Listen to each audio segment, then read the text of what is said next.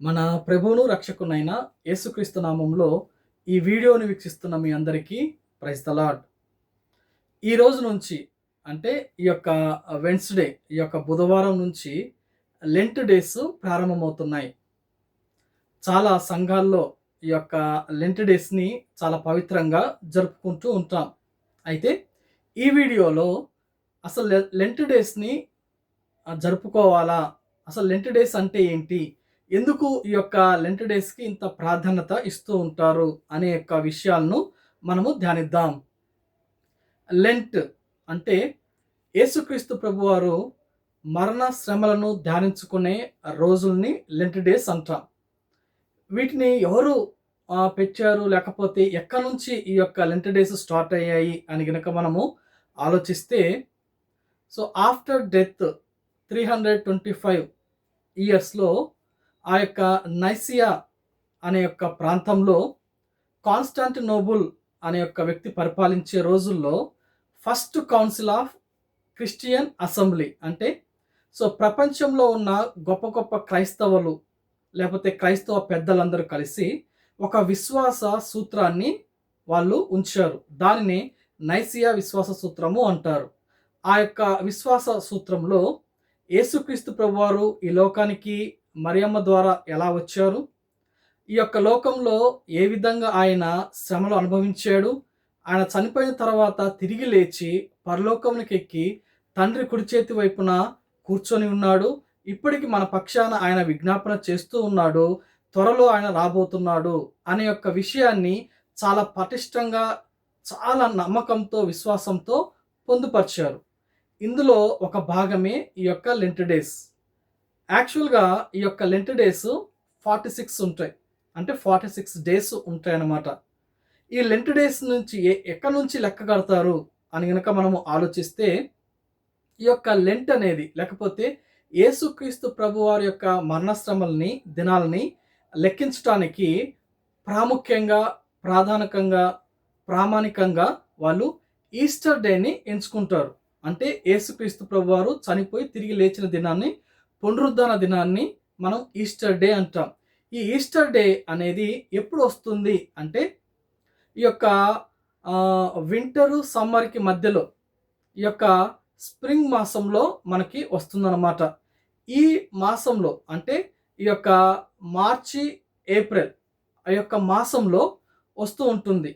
ఈ యొక్క స్ప్రింగ్ మాసంలో అదేవిధంగా ఎక్కడైతే కరెక్ట్‌గా ఫుల్ మూన్ వస్తుందో ఆ యొక్క డేను ఎంచుకొని అక్కడి నుంచి కరెక్ట్‌గా 46 డేస్‌ను ముందుకెళ్ళిపోతారనమాట. ఈ 46 డేస్‌లో ముందుకు వస్తూ ఉన్నప్పుడు స్టార్టింగ్ డే, ఫస్ట్ డేని మనము యాష్ వెన్స్‌డే లేకపోతే భస్మ బుధవారంగా పెట్టుకొని ఈ యొక్క లెంట్ డేస్‌ని స్టార్ట్ చేస్తారు.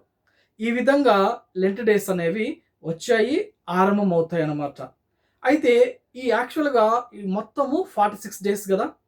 ఈ యొక్క లెంట్ డేస్ మొత్తంలో ఈ 46 డేస్‌లో 6 సండేస్ మనకు వస్తాయి. ఈ 6 సండేస్‌ని లెక్కించరు. ఆ 6 సండేస్‌ని పక్కన పెడితే రిమైనింగ్ 40 డేస్‌ని ఈ యొక్క లెంట్ డేస్‌గా ప్రామాణికంగా తీసుకుంటాడు. ఈ విధంగా ఈ యొక్క 40 డేస్ లెంట్ డేస్ అనేది మనకి మన యొక్క ఫోర్ ఫాదర్స్ అంటే మన పితరులు మనకి అందించారు. తర్వాత ఈ యొక్క లెంట్ డేస్‌ని ఎవరు ఆచరించాలి? లేకపోతే ఎవరు దీన్ని అవలంబించాలి?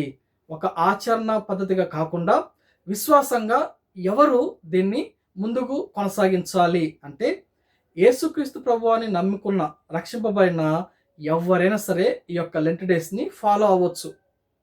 అయితే కొన్ని సంఘాల్లో ఉంటుంది గదా! మరి కొన్ని సంఘాల్లో ఈ యొక్క లెంట్ డేస్‌ని పాటించరు గదా! అంటే అది ఎవరి యొక్క వ్యక్తిగతం వాళ్ళది. బైబిల్ గ్రంథాన్ని ప్రామాణికంగా తీసుకొని మనం ఆలోచిస్తే లెంట్ డేస్‌ని తప్పకుండా మీరు పాటించాలి అనేది ఎక్కడా లేదు. క్రిస్టమస్ చేయాలని కూడా ఎక్కడ లేదు. అయితే ఇది ఎక్కడి నుంచి ఆరంభమైంది అంటే, మన యొక్క ఫోర్ ఫాదర్స్ పితరులు ఆ కాలంలో ప్రజలకి యేసయ్య గురించి చెప్పాలి అంటే ఏదో కొంత సమయాన్ని వాళ్ళకి ఇవ్వాలి. యేసుక్రీస్తు యొక్క జననాన్ని బాగా అర్థం చేసుకోవడానికి క్రిస్టమస్ దినాలని ఇచ్చారు. అదేవిధంగా ఈ యొక్క యేసుక్రీస్తు ప్రభువారి యొక్క మరణ శ్రమల ఆ యొక్క వివరాలని ఏ విధంగా మనుషులకి అర్థం చేసుకోవాలి, ఏ విధంగా వాళ్ళు దానిని అర్థం చేసుకొని తమ జీవితంలో విశ్వాసంలో ముందుకు సాగిపోవాలి అని ఆలోచించి ఈ యొక్క లెంట్ డేస్‌ని ఇచ్చారు మనకి. దీని ద్వారా ఒక వ్యక్తి అంటే రక్షింపబడిన ఒక వ్యక్తి విశ్వాసంలో ఎక్కువగా ముందుకు కొనసాగిపోతాడు. విశ్వాసంలో బలాన్ని పొందుతారు తప్ప ఇందులో ఎటువంటి అభ్యంతరం గానీ, లేకపోతే ఎటువంటి నష్టం గానీ ఏ ఒక్క వ్యక్తికి జరగదు. కాబట్టి ఇది ఎవరైనా సరే అవలంబించొచ్చు. అయితే ఈ రోజుల్లో మనకి ప్రెజెంట్ ఉన్న టెక్నాలజీని బట్టి, లేకపోతే ఈ రోజుల్లో వస్తున్న ఈ యొక్క ఆహ్, డేస్‌లో ఉంటున్న ఈ యొక్క చర్చెస్ యొక్క ఉంటున్న సిద్ధాంతాల ప్రకారము కొంతమంది అవలంబిస్తారు. కొంతమంది రోజు నేను ఉపవాసం ఉంటానండి. లేకపోతే ఈ 40 డేసే కాదు. నాకిష్టం వచ్చినప్పుడు నేను ఉపవాసం ఉంటాను. అదే నాకు లెంట్ డేస్ అని అనుకోని ముందుకు సాగిపోతున్నారు. ఏది ఏమైనా సరే దేవునికి దగ్గరగా ఉండడం అనేది చాలా ప్రాముఖ్యం. అది లెంట్ డేస్‌లో ఉంటావా? తర్వాత రోజుల్లో కూడా ఉంటావా అనేది ఎవరి యొక్క మనస్తత్వానికి, లేకపోతే ఇది సెల్ఫ్ డిజైర్, ఎవరికి వాళ్ళ యొక్క వ్యక్తిగత ఆశ. కాబట్టి మనం చేయొచ్చు, లేకపోతే చేయకపోయినా తప్పేం లేదు. అయితే చేస్తే మనకేమనిపిస్తుందంటే హృదయంలో దేవునికి మనకి మధ్యలో ఉన్న పాపాలు తీసివేసుకొనుటకు ఒక మంచి అవకాశంగా ఉంటుంది అంతే. అంతేగాని దీన్ని బలవంతంగా రుద్దడం కానీ, ఖచ్చితంగా చేయడం కానీ ఎవరు చేయరు. తర్వాత ఈ లెంట్ డేస్‌లో ఎందుకు ఇంత ప్రాముఖ్యంగా యేసు యొక్క మరణశ్రమను ధ్యానిస్తూ మనం ముందుకెళ్ళాలి? ఎందుకు ఈ పద్ధతిని ఇందులో పెట్టారు అంటే, బైబిల్‌ని ప్రామాణికంగా తీసుకుంటే యెహెజ్కేలు గ్రంథము ఆ యొక్క 36వ అధ్యాయము 24-36 వచనాలు చదివితే, లేదా ప్రాముఖ్యంగా 26వ వచనంలో దేవుడు ఏం చెప్తాడంటే, మీ మనసును మార్చుకోండి, మీ హృదయాన్ని నేను మారుస్తాను. మీకు ఇష్టమైతే, మీ హృదయంలో ఉన్న పాపాలను తీసివేసుకోవడానికి మీరు ఇష్టపడితే, నేను మీలో ఉన్న ఆ రాతి గుండెను తీసివేసి మాంసపు గుండెని ఇస్తాను. అంటే మనలో ఉన్న పాపం ద్వారా మనలో గట్టిగా, లేకపోతే చాలా కఠినమైన హృదయాన్ని దేవుడు ఏం చేస్తాడంటే నూతన పరిచి మాంసపు గుండె అంటే అర్థం ఏంటంటే మెత్తనైన హృదయాన్ని, మృదువైన హృదయాన్ని, మంచి హృదయాన్ని ఇస్తాను అని చెప్పాడు. దీన్ని ప్రామాణికంగా తీసుకుంటూ ఈ యొక్క లెంట్ డేస్‌లో మన హృదయంలో ఉంటున్న ఒక్కొక్క పాపాన్ని విడిచిపెడుతూ ఆయనకు దగ్గరగా సహవాసం చేయడానికి ఈ యొక్క లెంట్ డేస్‌ని ఉపయోగిస్తూ ఉంటారు.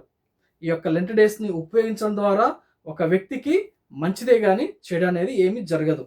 అదేవిధంగా సైంటిఫిక్ పరంగా కూడా ఆలోచిస్తే కొద్ది రోజులు ఉపవాసం ఉండడం ద్వారా, కొద్ది రోజులు ఈ విధంగా లెంట్ ఆచరించడం ద్వారా మనలో ఉన్న బ్యాడ్ కొలెస్ట్రాల్ తగ్గడానికి కూడా అవకాశం ఉంటుంది. అది సైంటిఫిక్ పరంగా. ఇటు సైన్స్, ఇటు స్పిరిచువల్ 2 పరంగా మనిషికి ఇది ఒక మంచిదే గాని చెడేం లేదు.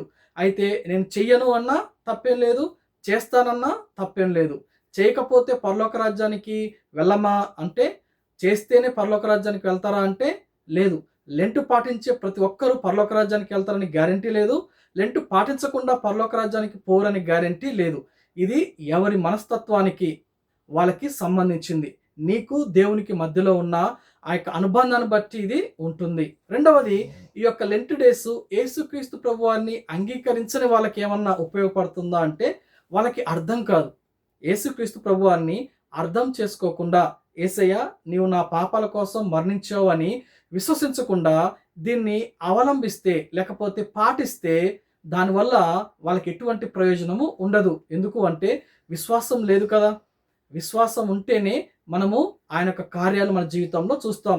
విశ్వాసం లేకుండా మనం చేస్తే అదొక ఆచారం అవుతుంది, లేకపోతే ఒక పద్ధతిలాగా ఉంటుంది తప్ప మనము నిజంగా ఆయన్ని ఆరాధించడానికి అవకాశం ఉండదు. కాబట్టి ఈ యొక్క లెంట్ డేస్ ఎవరికి అంటే కేవలము ఆయన రక్తంలో కడగబడిన వాళ్ళకి, అంటే నిజంగా రక్తంలో కడగబడడం కాదు గానీ తమ హృదయంలో నమ్మిన వాళ్ళకి, విశ్వసించిన వాళ్ళకి. ఏ విధంగా? యేసయ్య నువ్వు నా కోసము ఈ లోకానికి వచ్చి చనిపోయి తిరిగి లేచావు, నా కోసం నువ్వు ఇప్పుడు ఇంకా విజ్ఞాపన చేస్తున్నావు, ఈ యొక్క వార్త నాకు పరిశుద్ధాత్మ ద్వారా నేను తెలుసుకున్నాను, నేను నిన్ను నమ్ముతున్నాను అని ఎవరైతే నమ్ముతారో వాళ్ళకి ఈ యొక్క లెంట్ డేస్ పాటించడానికి, అవలంబించడానికి ఎంతగానో అవకాశం ఉంటుంది. విశ్వాసంలో ఎదుగుదల ఉంటుంది. లేకపోతే అందరూ పాటించినట్లుగా నేను పాటిస్తానంటే అది ఒక ఆచార క్రియ అవుతుంది. కాబట్టి ఒకవేళ ఇంకా నువ్వు రక్షింపబడకపోతే యేసయ్యను రక్షకునిగా అంగీకరించు. లేదా ఈ యొక్క ఆల్రెడీ నువ్వు యేసయ్యని నమ్ముకొని ఉంటే లెంట్‌లో పాల్గొను. నేను ఇప్పుడు కాదు తర్వాత పాల్గొంటానన్నా తప్పేం లేదు.